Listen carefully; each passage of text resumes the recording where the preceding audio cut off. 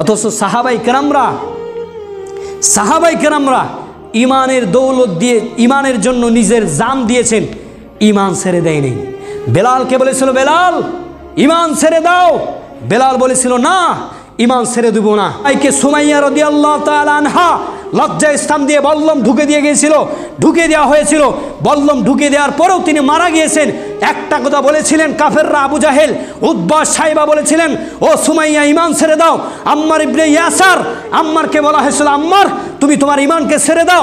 আম্মার বলেছিলেন না, আম্মারকে ফাঁসি দেওয়া হয়েছিল।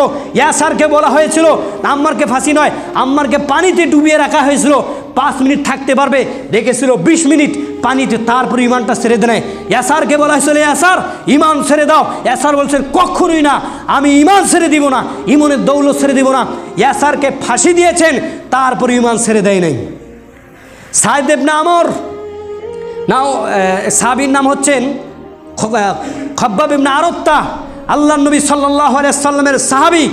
তাকে রশি দিয়ে বেঁধে ফেলা হয়েছিল, বেঁধে ফেলে হাত পা রশি দিয়ে বাঁধানো, পিঠের মধ্যে তাকে একটা কাঠের আংরা রয়েছে না ভাই, কাঠের আংরা, আগুন জ্বালানো, এই কাঠের উপরে শুয়ে দিয়েছে, পেটের উপরে ভারী পাথর দিয়ে বলেছিলেন, ও খব্বাব ইবনে আরাত্তা ইমান ছেড়ে দাও, ইমান ছেড়ে দাও, তোমাকে আমরা ছেড়ে দিব।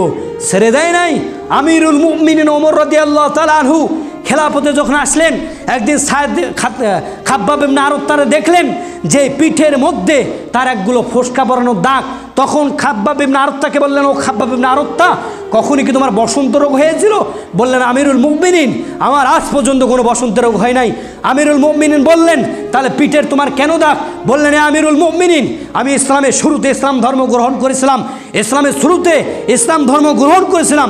ইসলাম ধর্ম গ্রহণ করার কারণে কাফেরেরা আমার হাত পা বেঁধে আমাকে কাঠের আংরার ভেতরে শুয়ে দিয়েছিল, শুয়ে দিয়ে আমার হাত পা বেঁধে দিয়েছিল, পেটের মধ্যে ভারী পাথর দিয়েছিল, আমার পিঠ পুরা গিয়েছে। আমিরুল মুমিনিন ওমর রাদিয়াল্লাহু তাআলা আনহু বললেন, ও খব্বাব ইবনে আরাত্তা, আমি আমিরুল মুমিনিন হতে পারি, কিন্তু তোমার মতো আমি মূল্যায়ন নই, তোমার মতো মূল্যায়ন আমি আল্লাহর কাছে নই। তুমি ইমানের জন্য যে ত্যাগ স্বীকার করেছো, আমি ওমর এই ইমানের জন্য ত্যাগ স্বীকার করি নাই।